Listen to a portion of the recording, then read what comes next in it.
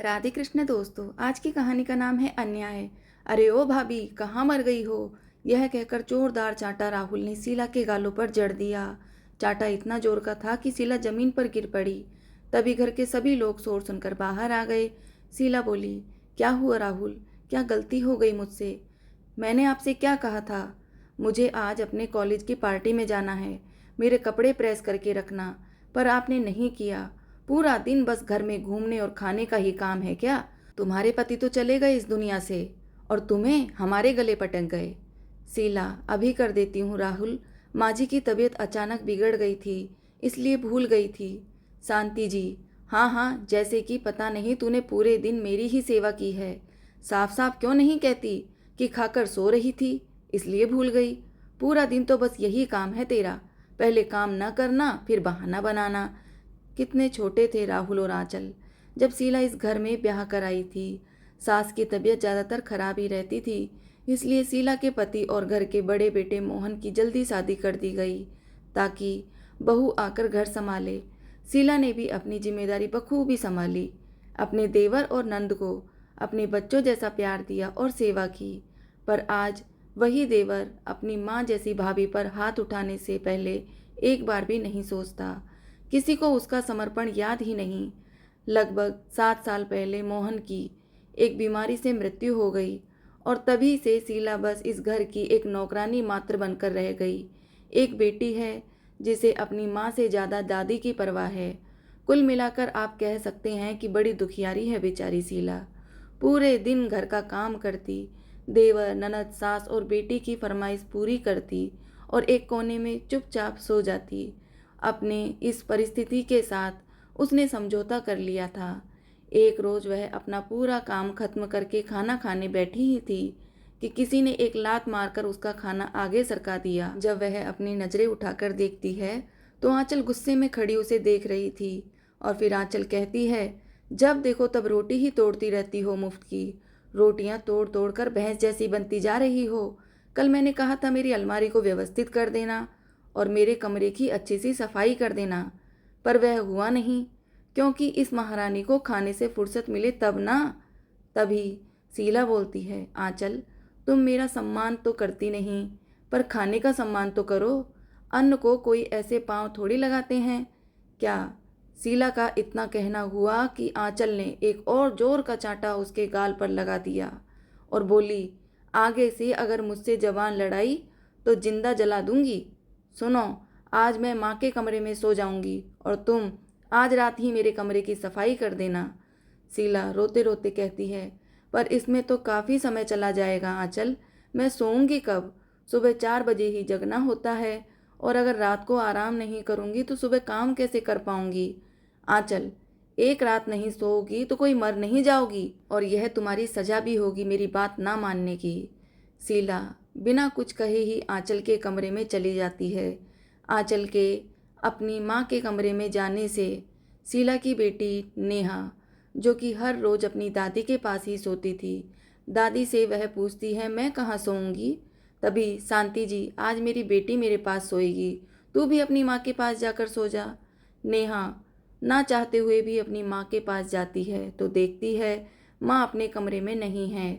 इधर आंचल के कमरे में शीला सफाई करते करते अपने स्वर्गवासी पति से कहती है, आप तो मुझे छोड़कर चले गए और मुझे यहाँ तिल तिल मरने छोड़ दिया।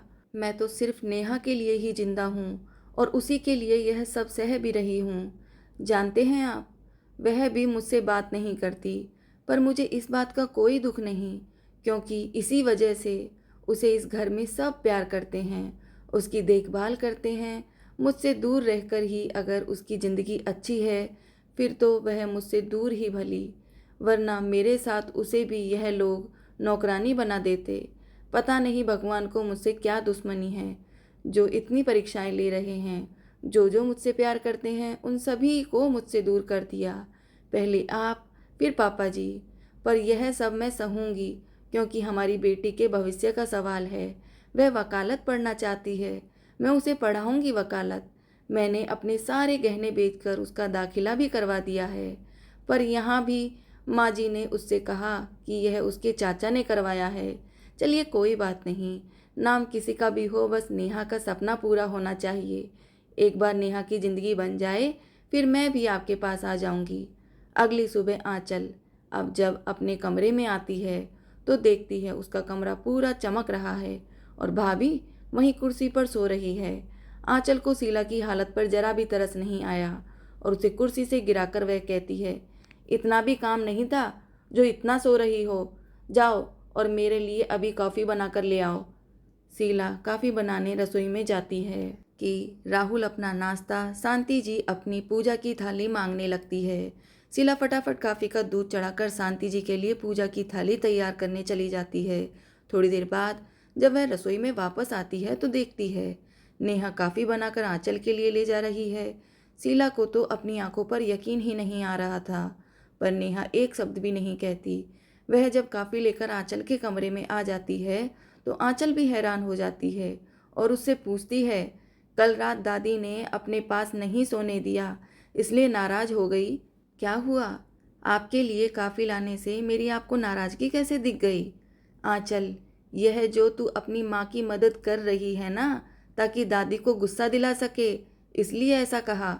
नेहा, अपनी माँ की मदद करना कोई बुरी बात है क्या? आंचल, नहीं, पर माँ जब तेरी जैसी माँ हो तो बुरी बात है। यह तो एक नंबर की कामचोर औरत है। एक बार जो उसकी मदद कर दी फिर तो सारे काम तेरे। नेहा ने फिर कुछ नहीं कहा और वह वापस रसोई में जाकर अपनी माँ की मदद करने लगती है। नाश्ता बनाने में शीला जो कभी प्याज आधा काट कर सब्जी चलाने जाती तो नेहा बाकी का प्याज काट देती। जो शीला आटा परात में निकाल कर रखती तो नेहा उसे गूंथने लगती।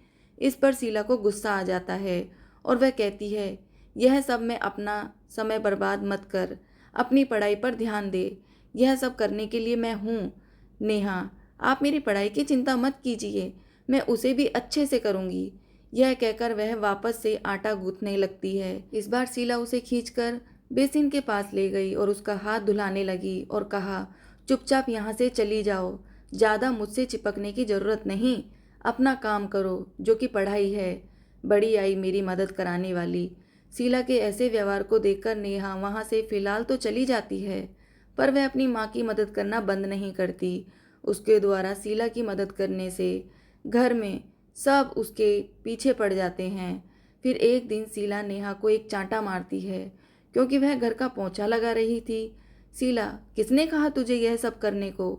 अब जब मैं ही तुझसे दूर रहना चाहती हूँ तो तू क्यों मेरे पीछे पड़ी है? नेहा, क्योंकि मैं आपकी बेटी हूँ। शीला, पर मैं तुझे अपनी बेटी नहीं मानती।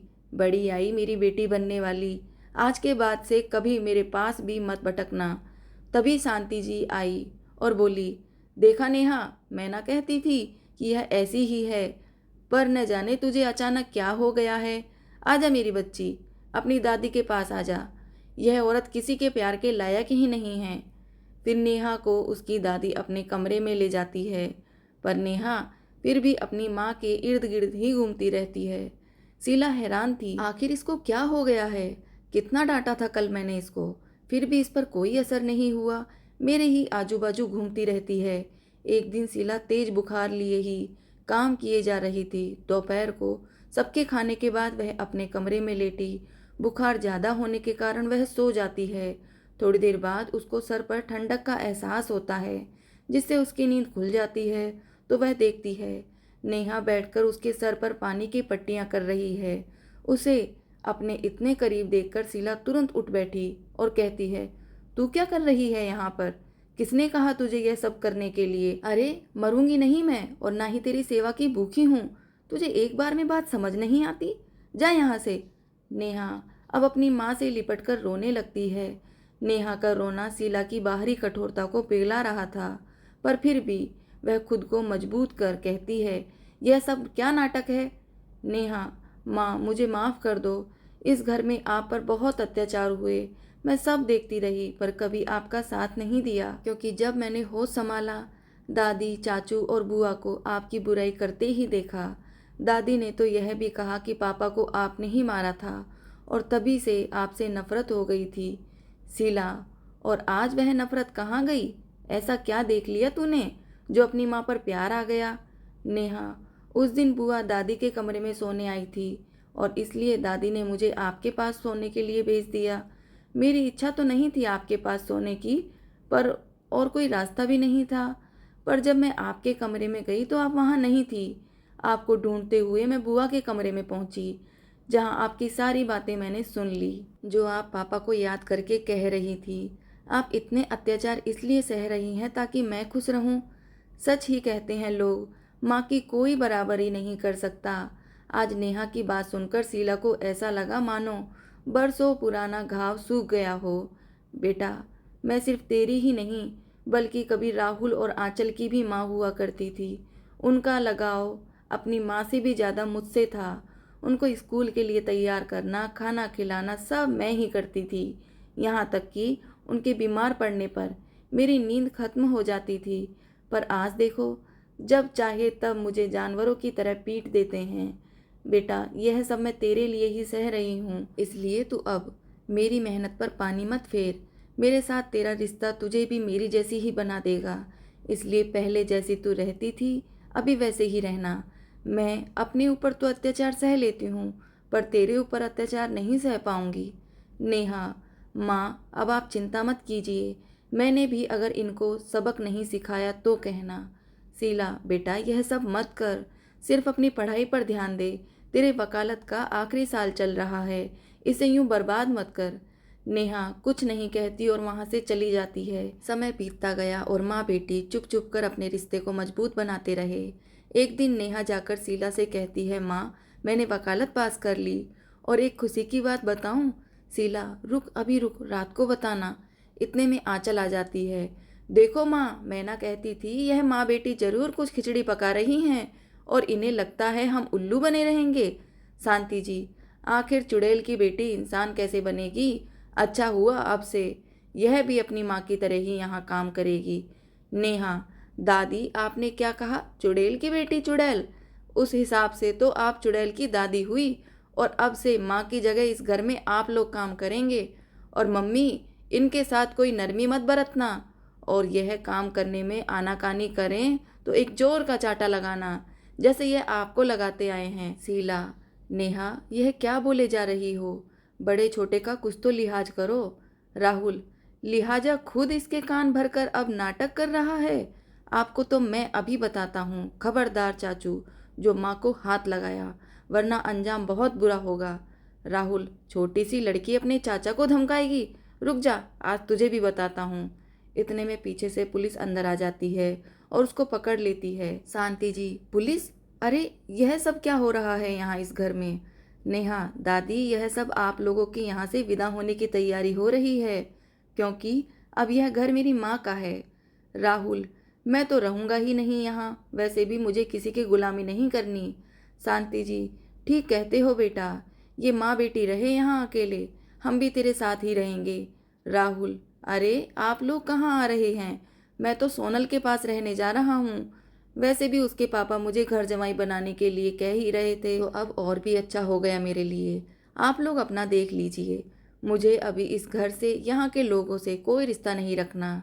शायद पुलिस को देखकर राहुल के होश ही उड़ गए और उसने यहाँ से भागने में ही अपनी भलाई समझी। शांति जी और आंचल चुपचाप खड़ी हो गई। नेहा, देखा दादी, चाचू ने तो एक पल में ही आप लोगों का साथ छोड़ दिया। अरे, जिस औरत ने बचपन से ही इनको संभाला, जब वह उन पर हाथ उठा सकता है तो अब उनके लिए हर रिश्ता एक सौदा ही है। अब आप लोगों का क्या कहना है? करेंगे मेरी माँ की सेवा या यहीं रहेंगे सड़क पर? शीला, नहीं लेनी मुझे किसी की सेवा और ना ही इन्हें हम घर से निकालेंगे। आखिर यह कहाँ जाएंगे? बेटा, हम वैसे नहीं हैं जो मजबूरी का फ़ायदा उठाएं। तू भी यह सब अब छोड़ दे। हम सब इसी घर में रहेंगे। बस अब इन्हें मैं अपना परिवार नहीं कह पाऊंगी। मेरे लिए तो तू ही काफ़ी है। नेहा, देखा दादी, इतना कुछ किया आप लोगों ने मेरी माँ के साथ, पर फिर भी आप लोगों का दुख देखा नहीं गया। पर याद रखना, अपने किए का इसी जन्म में भोगना पड़ता है। माँ ने तो आप लोगों को छोड़ दिया, पर भगवान आपको आपकी करने की सज़ा ज़रूर देगा। फिर कुछ दिन बाद राहुल घर लौटता है और अपनी माँ के पैरों पर गिरकर कहता है, माँ, मुझे माफ़ कर दो। मुझे पता चल गया है, जहाँ अपनों का साथ नहीं होता वहाँ कुत्तों की सी जिंदगी हो जाती है। सोनल के पापा के लिए मैं बस एक उनके पालतू कुत्ता जैसा बनकर रह गया था। बात बात पर मुझ पर हाथ उठाते थे। मुझे अब वहाँ नहीं रहना माँ। शांति जी, पर अपनी भाभी के साथ भी तो तू वही करता था ना। अब चला जा यहाँ से। एक पल में अलग हो गया था तू। आज अगर तेरी भाभी ना होती तो शायद हम माँ बेटे किसी सड़क पर भटक रहे होते। और उसने तुझे भी तो बड़ा किया है। शायद तू भी इस मुकाम पर ना होता जो तेरी भाभी ना होती। जा यहाँ से और अब कभी वापस मत आना। यह सब पीछे खड़ी शीला सुन लेती है, पर फिर भी वह अपनी सास को माफ़ नहीं कर पाती और एक ही घर में वह उनसे अजनबियों की तरह पेश आती है। धन्यवाद दोस्तों। आपको आज की कहानी कैसी लगी कमेंट में ज़रूर बताएं। मिलते हैं दूसरी कहानी में। तब तक के लिए राधे कृष्ण दोस्तों।